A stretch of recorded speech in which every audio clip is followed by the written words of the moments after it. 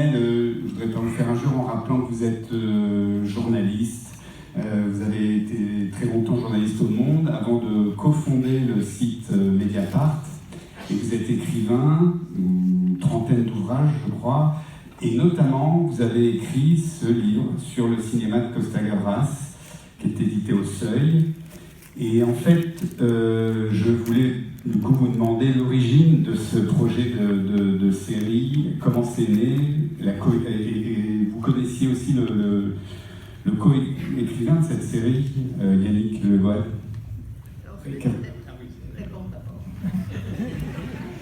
Pendant des années, on nous a proposé de faire des portraits de Costa Gavras, et Costa refusait toujours. Et puis, les années passant, je me suis dit quand même qu'il fallait qu'il y ait quelque chose sur Costa et ses filles. Et le déclic a été quand Edoui a écrit un petit livre sur le cinéma de Costa Gavras qui s'appelle « Tous les films sont politiques ». Et à ce moment-là, en discutant avec Edoui et avec Yannick Le Goët, qui a été le monteur pendant des années de Costa, qui depuis fait des films lui-même de montage formidable. Là, il est en train de faire un film sur l'affaire Sarkozy et Dali. Et donc l'idée m'est venue que ce qu'il fallait, c'était raconter les films de Costa, mais à travers la politique de l'époque. C'est-à-dire un projet patrimonial pour le futur, pas seulement pour faire aimer les films, ou faire connaître les films de Costa, mais dans le contexte politique de l'époque, parce que Z, c'est il y a 55 ans, la 2, 54 ans, et ainsi de suite. Donc, même les journalistes, souvent, ne connaissent pas ces périodes-là.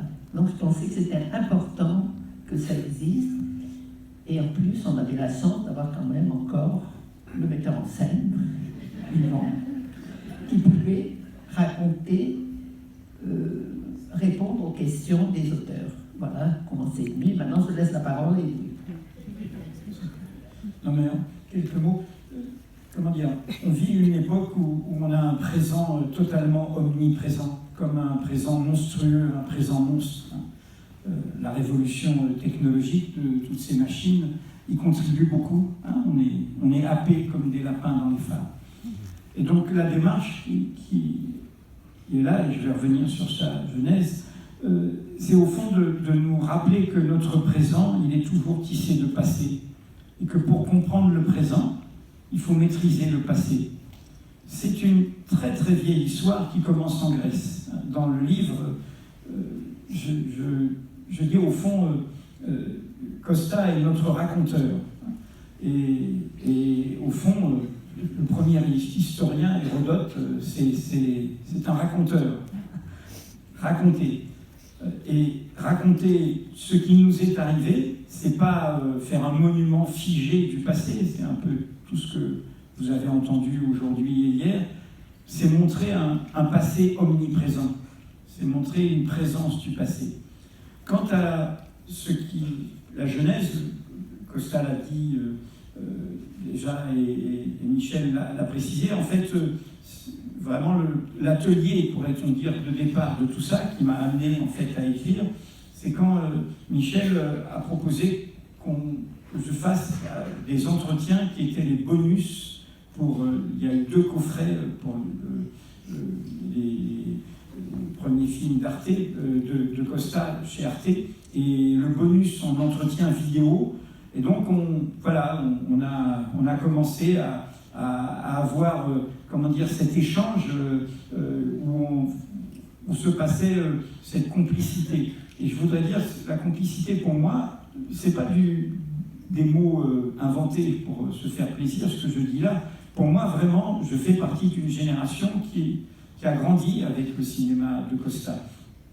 Très anecdotiquement, en plus, pour moi, c'est même un souvenir très concret. J'étais jeune en Algérie quand Z est tourné en Algérie, et je suis un petit gamin, un jeune adolescent qui regarde de loin le tournage, et vraiment, voilà, c'est ce double coup de cymbale de Z et de l'aveu, et on pourrait continuer avec toute la suite. C'est vraiment c'était au diapason de nos révoltes, de nos engagements, de nos rêves, de nos espoirs. Mais vous le verrez dans la seconde saison, puisqu'il y a donc deux saisons de 5 épisodes, il ne faut jamais oublier qu'ensuite, quand les vents deviennent contraires, on pourrait dire que notre époque est un peu plus confuse, Costa ne loupe rien de tout ce qui est toujours actuel. Le chômage, c'est Couperey. L'immigration, c'est Eden à l'ouest. Israël-Palestine, c'est Anaka. L'Europe, c'est Adieu Siloum. Le capitalisme financier, c'est le capital, en résonance avec ce qu'on a vu tout à l'heure. Et je pourrais, l'extrême droite qui est autour de Trump, c'est Betrayed. Tout le retour le passé qui ne passe pas, et la Shoah et le génocide, c'est Amen et c'est Music Box. La question des démocraties qui peuvent céder à des dictatures, c'est évidemment les films comme Missing et comme État siège. Bref, quand on déplie tout ça, tous les films sont politiques, qui est une phrase de Costa, est totalement illustrée par cette encyclopédie. Et moi, je pense que faire cette série, c'est au fond aussi nous aider à y voir clair. Hein, à partir de cette œuvre-là, aider à y voir clair. Et c'est pas un hasard, il voit clair, hein, le camarade. Il maîtrise l'optique pour qu'on y voit clair. Voilà. Et le livre que vous avez écrit sur Costa date d'avant les entretiens que vous avez eus avec lui? Non, en fait, le livre, on a fait les entretiens pour Arte et pour les coffrets d'Arte. Vraiment, le diable vivant, c'est Michel. Hein, c'est elle qui pousse, hein, c'est elle qui a les idées et de départ. Et donc, elle dit, tiens, en plus des entretiens, tu pourrais faire un petit livret. Donc, je fais un petit livret pour chaque coffret. Puis après, Costa, lui, était en train d'écrire ses propres mémoires. Hein, voilà. Et après, on se dit, avec ces 2 petits livrets, je vais peut-être ramasser tout ça et en faire un petit livre de poche, hein, pour la jeune génération, et qui est à peu près sorti à peu près au même moment que les mémoires de Costa, hein, comme un accompagnement. Et là-dessus, c'est Michel qui dit, mais on pourrait faire série documentaire. Moi, j'ai jamais fait ça. Hein, alors, je fais un projet en 3 épisodes. On me dit, non, c'est pas suffisant. Et elle dit, il faut 10 épisodes. Nous sommes 3, Costa, Yannick Kergoat, qui est un formidable complice. Et là, il a suivi, c'est Marie-Pierre qui a pris le relais pour cet épisode-là, parce qu'il est sur ce film, sur Sarkozy-Kadhafi. Et nous, tous les 3, on dit, mais les 10 épisodes, c'est une folie. Et voilà, la folie se réalise. Donc quand Costa dit, j'ai une complice, il a raison. Hein, et qu'il m'a donné les conditions et les moyens, il a raison. Vous connaissiez déjà bien Costa, mais justement, la question que je voulais vous poser, c'est est-ce que vous avez découvert encore des choses lors de ces entretiens qui vous ont nourri et puis même qui vous ont peut-être surpris? J'ai travaillé comme un journaliste, c'est-à-dire donc il faut enquêter. Hein. Par exemple, il y a un film pour moi qui est très bouleversant et qui est un pas de côté, mais qu'on peut apparemment un pas de côté dans cette saison-là, qui est Clair de femme. Hein. C'est un formidable film sur un homme, une femme saisis par le malheur et qu'est-ce qui se passe et qui justement qui dit aussi voilà, une autre musique s'installe. C'est qu'à chaque fois il y a peut-être parfois même c'est ça un vrai créateur, c'est-à-dire qu'il y a aussi quelque chose qui s'installe à son insu, hein, qui nous motive.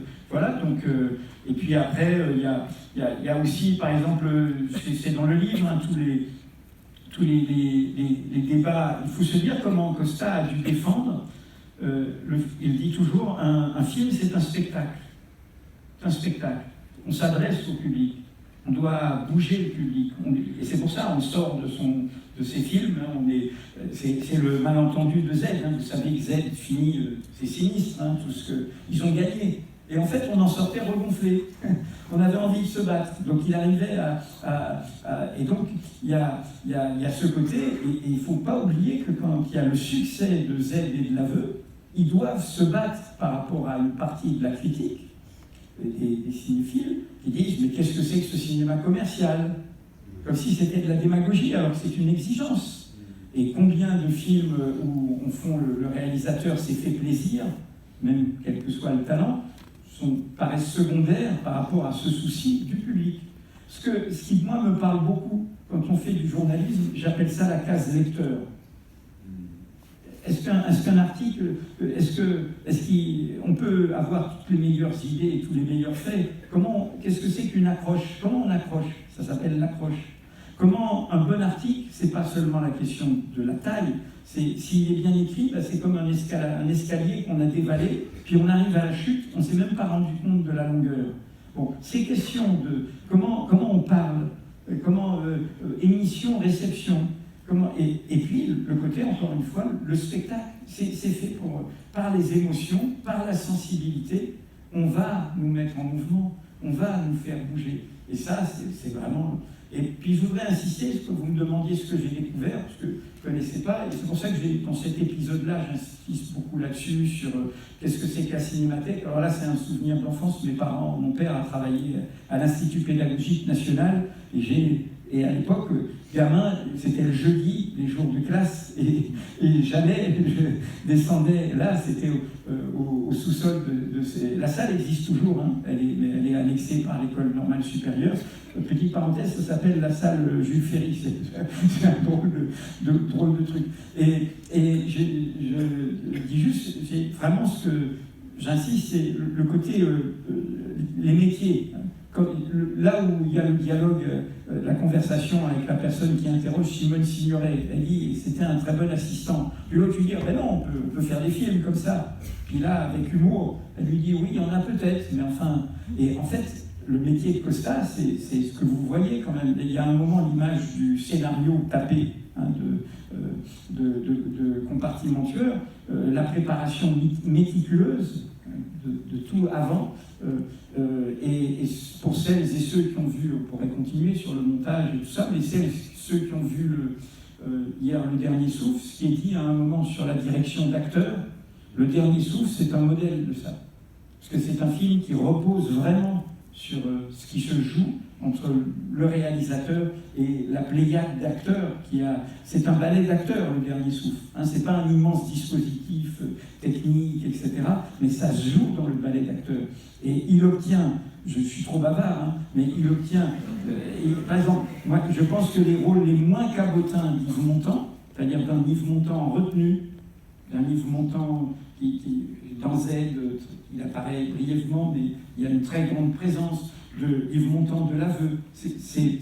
Costa obtient ça. Comme dans Hier, si vous avez vu Dernier Souffle, il obtient de Cadmerade, comme il avait fait dans Missing avec Jacques Limon, comme il l'a fait avec José Garcia dans Le Couperet, il obtient un contre-emploi qui fait que, à mon avis, dans la carrière, terme que nous n'aimons pas, ni moi, dans le chemin de Cadmerade, je pense que les gens vont découvrir un Cadmerade totalement inattendu, voilà, par rapport à... Pardon, je suis trop bavard. Je réponds plus directement à la question sur est-ce qu'on découvre des choses. Oui, parce que par exemple, en ce moment, on travaille sur je ne sais plus quel numéro d'épisode, mais sur l'Amérique latine, c'est-à-dire état de siège et missile. Eh bien, on découvre que l'ambassadeur américain d'état de siège, avec la rencontre avec Jacques Lemon, qui vient chercher son fils, et qui a d'ailleurs ensuite fait un procès à Universal et à Costa en demandant 30 millions de dollars avec le consul, chacun, ils ont été limités, a fait une interview avec un cinéaste chilien des années plus tard, 25 ans plus tard, en disant que oui, il avait eu des ordres de Nixon. Et que Nixon disait, c'est son of a bitch, il faut les descendre. Donc, oui, on en apprend. C'est-à-dire qu'en faisant ce travail de recherche sur les films de Costa de l'époque et la politique de l'époque, sur l'emprise américaine à travers ces deux films, l'emprise de Washington, à travers Missing, état de siège, à travers les archives, on en apprend des choses qu'on ne savait pas encore, mais qui illustrent totalement la politique du film. C'est comme Betrayed, la main droite du diable. À l'époque, les Américains disaient c'est quoi ces histoires d'attentats d'extrême droite. Un an après, il y a eu Oklahoma avec 180 morts. Donc, les films de Costa sont toujours en avance et aujourd'hui, en cherchant des archives, on découvre des choses qui vont encore plus profondes. Et c'est ça l'important de ces livres. Le micro peut circuler aussi dans la salle, hein, si vous avez des questions.